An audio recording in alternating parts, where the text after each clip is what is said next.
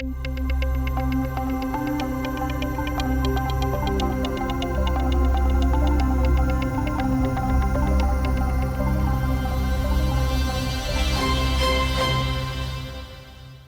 Абхазии высокий уровень безработицы. В Сухумском районе самый высокий процент – 87. Об этом говорил президент Аслан Бжаня на расширенном совещании. Но здесь есть один нюанс. Посчитать реальное количество безработных достаточно сложно. Есть проблемы с учетом со стороны государственных органов. Многие работают без оформления трудовых отношений или заняты крестьянским хозяйством. Какое реальное количество самозанятых в стране, какая реальная ситуация с безработицей, попытаемся разобраться. Число трудоспособного населения в Абхазии около 145 тысяч человек.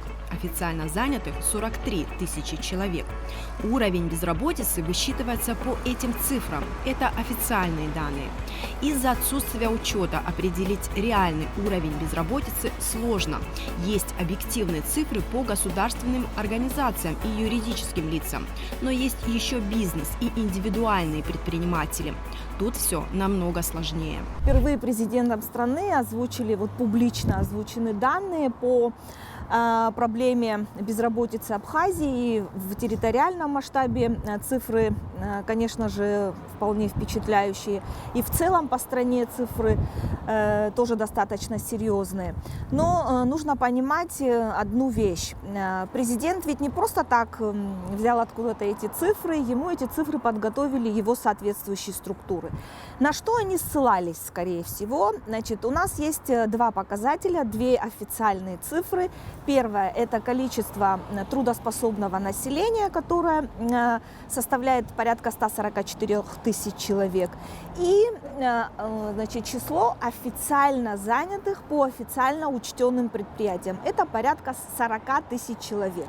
Вот разделив, скажем, число официально занятых на количество трудоспособного населения, и получается цифра порядка 70 с лишним процентов. Но судя по тому, что озвучиваются показатели 80 и выше процентов, то вероятнее всего, что официальные данные по занятости тоже снижены, потому что мы руководствовались последними данными 2020 года. И вот тогда у нас получался показатель порядка 7-72%, то есть так называемых безработных. По данным экспертов Центра социально-экономических исследований, трудоспособных граждан, у которых реально нет никакой работы и заработка, в Абхазии порядка 20%. Эти данные вселяют осторожный оптимизм. На одной из конференций, проводимых в Абхазском государственном университете, изучали этот вопрос достаточно детально с учетом учета и оценки продуктивной занятости, так называемой продуктивной занятости. То есть мы вывели такую цифру: порядка 20% реально существующих безработных, то есть действительно людей, которые не имеют работу и не получают никакого дохода. То есть картина получается прямо противоположная той, что озвучивает президент. Да, а категория какая этих людей, интересно?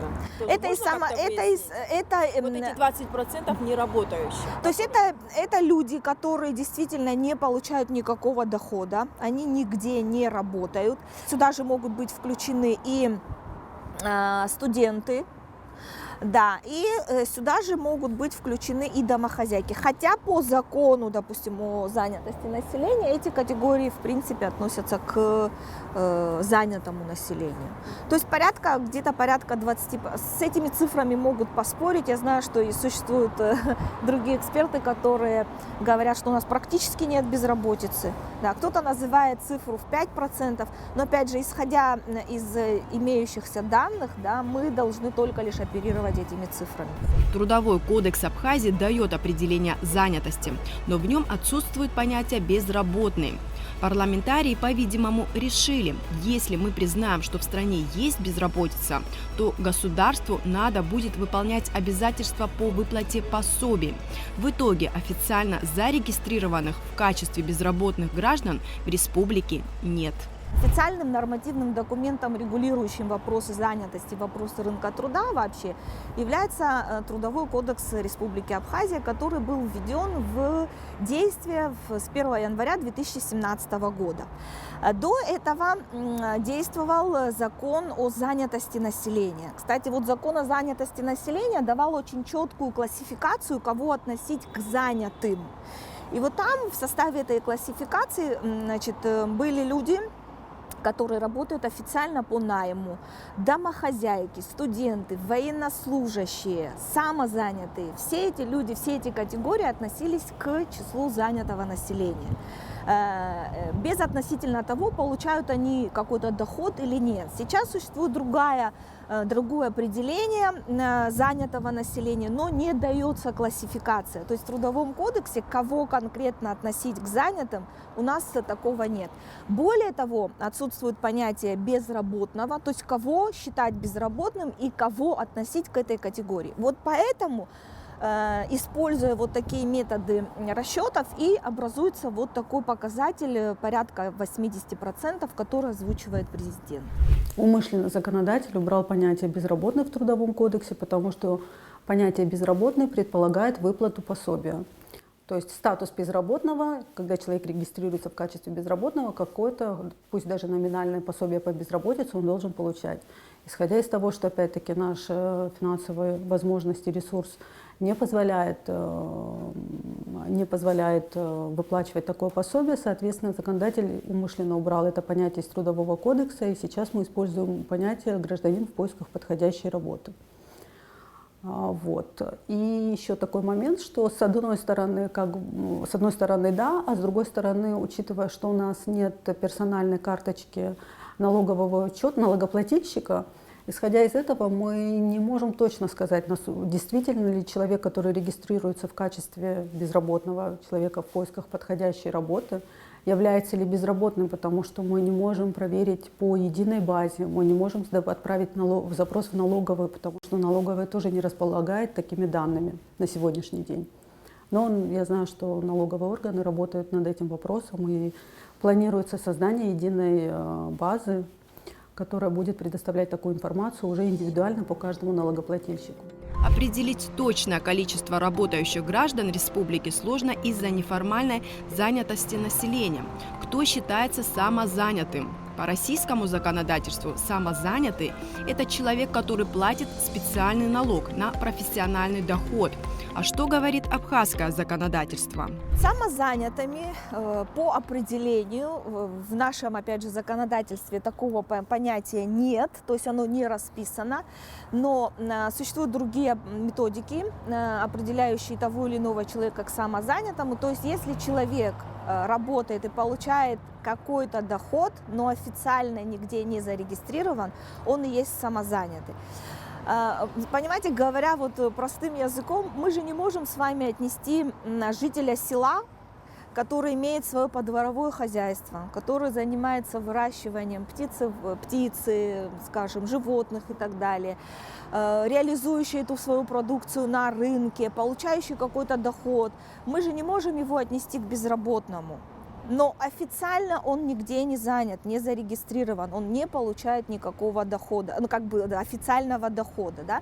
Но на самом деле, естественно, он зарабатывает и, соответственно, тратит эти деньги. Поэтому иногда у нас даже в статистике как бы выскакивают такие цифры, когда доходы населения, годовые доходы населения ниже, чем расходы населения. То есть, получается, люди из ниоткуда что-то потратили.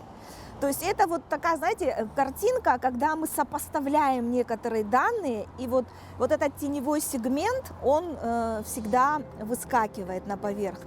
Рынок труда саморегулируется, отмечает Илона Мирцхулава, и это совсем неплохо. Многие зарабатывают своим трудом. Репетиторы, няни, ремонтники, сельские жители продают продукты собственного производства. честно трудятся. Они не ждут от государства соцподдержки. То есть это некий механизм адаптации людей к тем социально-экономическим условиям, в которых они оказались. И эта практика у нас сложилась не сегодня, не вчера, а уже давным-давно, сразу с послевоенных времен, когда наши женщины вынуждены были в период блокады пересекать границу и таким образом зарабатывать себе на хлеб, спасая мужчин, можно сказать, да, потому что граница была закрыта, и мужчины не могли таким образом пересекать границу, каким-то образом зарабатывать. Это и сегодняшняя ситуация, когда, к большому сожалению, женщине легче найти работу, нежели мужчине. То есть женщины, в принципе, соглашаются работать на любой работе. А вот мужчины не всегда, к большому сожалению, идут на любую работу. Каждый год в Министерство соцобеспечения обращается небольшая часть безработных. Им пытаются помочь. В прошлом году заявку оставили 50 соискателей. Трудоустроить удалось только 12 человек. Не такое большое количество граждан обращается, к сожалению. У нас была инициатива, если чуть-чуть вернуться назад к истории этого вопроса, мы прирегистрировали в Управлении по труду и занятости, регистрировали граждан в поисках подходящей работы, регистрировали тем, что они лично являлись зарегистрироваться.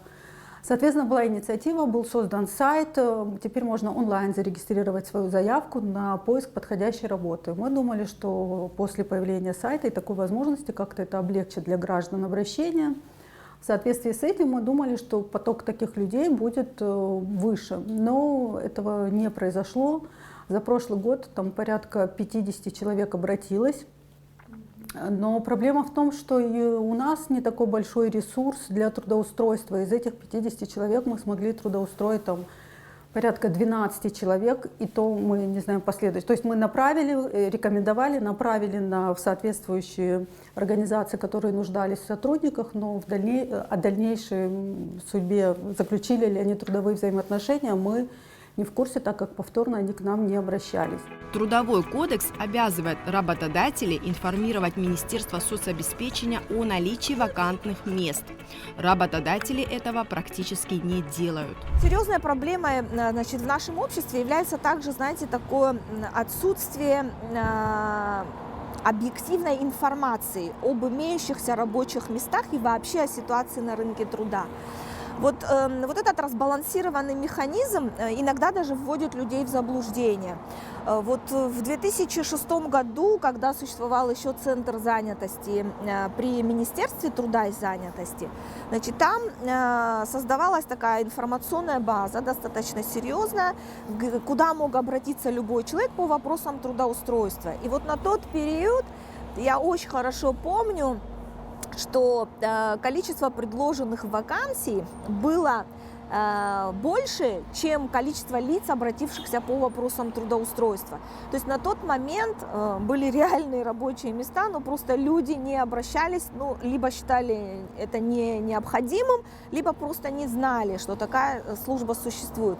Сегодня, на мой взгляд, вот профильному ведомству, конечно, необходимо более, скажем так, найти механизмы для информированности нашего населения через различные источники, через те же самые соцсети, через взаимодействие с предприятиями и организациями, да, потому что у нас очень много ведомств, куда мы отчитываемся, да, в качестве юридических субъектов и физических тоже субъектов, но вот опять же той информации о том, есть ли рабочие места на том или ином предприятии, мы ею не обладаем. Поэтому вот взаимодействие, мне кажется, здесь действительно государства, бизнеса и общества должно быть более тесным. В соответствии, опять-таки, с Трудовым кодексом, организация, в которой появляется вакантное место, должна сообщить в уполномоченный орган, в данном случае в Министерство социального обеспечения и демографической политики, о наличии такого места. Но, к сожалению, у нас нет рычагов давления, информационные письма мы регулярно рассылаем, пытаемся доносить о такой необходимости, но, к сожалению, мы как-то повлиять на этот процесс тоже не всегда в силах. Илона Мирцхулава указала на активную внутреннюю трудовую миграцию. Это когда трудоспособное население, к примеру, Восточной Абхазии, в поисках работы перемещается из сел в столицу или Гагарский район. Мало того, что у нас существуют правовые провалы, да, в формировании рынка труда, у нас еще и серьезные территориальные провалы. То есть, скажем, у нас происходит такая трудовая миграция в течение всего года, внутренняя трудовая миграция, когда жители Восточной Абхазии едут на заработки в Западную Абхазию. То есть одна из главных задач сегодня, и в первую очередь, конечно, это задача нашего правительства, в том, чтобы создавать рабочие места именно в районах, в селах. Потому что, опять же, мы же ссылаемся не только на данные официальной статистики, официальных источников, мы проводим еще и социологические опросы населения, которые как раз подтверждают присутствие, наличие такой проблемы, как безработицы. И в то же время люди готовы работать в селах на местах, если денежная оплачиваемая работа на местах для них будет. То есть вот главная задача сегодня – это создание новых рабочих мест и эффективное регулирование вот этих вот вопросов занятости. Есть внутренняя трудовая миграция, но учитывая, что внутренняя трудовая миграция не предполагает каких-то дополнительных документов для того, чтобы трудоустроиться, соответственно, опять-таки тоже нет точных данных, но она существует, мы видим, что восточная часть Абхазии часто едет в западную на сезон работать, подзаработать, скажем так. Но на сегодняшний день есть государственные программы, которые пытаются влить какие-то дополнительные источники для организации рабочих мест в Восточной Абхазии. Например, у нас есть несколько крупных объектов, которые на сегодняшний день уже заработали, и там создаются новые трудовые места рабочие, и, соответственно, нет надобности куда-то перемещаться внутри страны или даже за ее пределы. Как стимулировать самозанятых, да, это же вопросы будущего, размера пенсии, наверное, может когда-нибудь у нас не только фиксированная будет пенсия, как стимулировать, чтобы все-таки самозанятые платили определенные налоги государству? Что с этим делать, вот, на ваш взгляд? Вы абсолютно правильно ставите этот вопрос, потому что на сегодняшний день у нас сложилась такая практика, что если человек каким-то образом зарабатывает себе на жизнь, он не думает о завтрашнем дне. А завтрашний день – это будущая пенсия, это будущие какие-то социальные выплаты, пособия и так далее. И опять же виной тому наша сегодняшняя реальная картина. То есть сегодня человек, выходящий на пенсию в Абхазии, может претендовать только на фиксированную пенсию по возрасту в размере 2500–3000 тысяч рублей. Но мы должны думать и на перспективу, мы все-таки развиваемся, мы должны ставить перед собой цели и задачи новые, да, в условиях меняющегося мира, ставить задачи на то, чтобы в будущем получать трудовую пенсию, а трудовая пенсия будет формироваться только лишь с выплат в пенсионный фонд. То есть, опять же, налаживание учета в этих проблем и, знаете как, еще большая проблема информированности населения. То есть наши люди не информированы о том, что через 10-20 лет, да, им предстоит, допустим, получать какое-то пособие социальное. И наша задача сделать так, чтобы люди понимали необходимость того, что часть своего заработка в виде налогов или пенсионных взносов мы должны вносить в бюджет. То есть сегодня, на сегодняшний день, государство не мешает этим самозанятым. И это тоже, наверное, большой плюс, что, скажем, не создает каких-то запретительных барьеров или не блокирует вот деятельность самозанятых там какими-то специальными там фильтрами, да, но понимание того, что в будущем и в перспективе эта проблема может еще наложиться на другую проблему, существующую сегодня, такая вероятность существует. Мы все очень надеемся и все работают на то, чтобы в будущем пенсия была трудовая пенсия и соответствовала тому заработку, который трудоспособный гражданин зарабатывал и соответствовал тем отчислениям, которые он производил за время своего трудового стажа. Но на сегодняшний день государство не может обеспечить трудовой пенсией своих граждан, Исходя из этого, пенсия фиксированная и базовая для всех категорий пенсионеров. Исходя из этого, наши граждане просто с этой точки зрения не заинтересованы в том, чтобы откладывать на свою пенсию и как-то о ней задумываться. По поводу того, что самозанятые были налогоплательщиками, с одной стороны, это совершенно верно, и, скорее всего, надо вводить понятие в Трудовой кодекс и дополнять последующими документами, налоговым законодательством в отношении самозанятых лиц. Но, опять-таки, с другой стороны, насколько будет корректно со стороны государства в отношении сельского, допустим, населения, которое последние 30 лет выживает, скажем так, за счет натурального продукта, начинать какие-то финансовые ужесточения, налоговые ужесточения именно с этой категории граждан, которая является наиболее уязвимой. Вы знаете, если обобщая и давая такую оценку современному рынку труда, то это абсолютно разбалансированный механизм, который, значит, несет за собой последствия негативного правового регулирования. Это разбалансированный такой механизм с точки зрения учета и отчетности, с точки зрения несовпадения вообще спроса и предложения на рабочую силу. И, конечно же, это вопросы совершенствования и подготовки кадров, квалификации их и переподготовки этих кадров.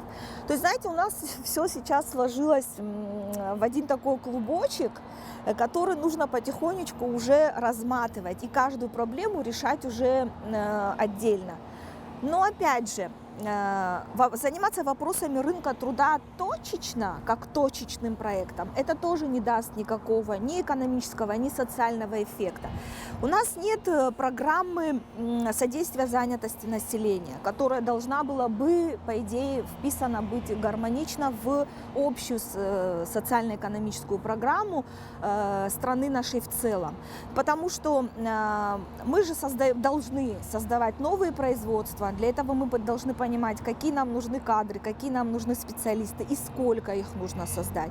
Причем этим направлением нужно заниматься и в отраслевом разрезе. Мы должны создавать рабочие места в сельском хозяйстве, в промышленности, в транспорте, в строительстве. Но при этом мы должны понимать, сколько нам нужно, допустим, строителей в строительстве на, допустим, 2025 год. Правильно? Из этого, то есть мы должны планировать всю нашу работу, всю нашу деятельность.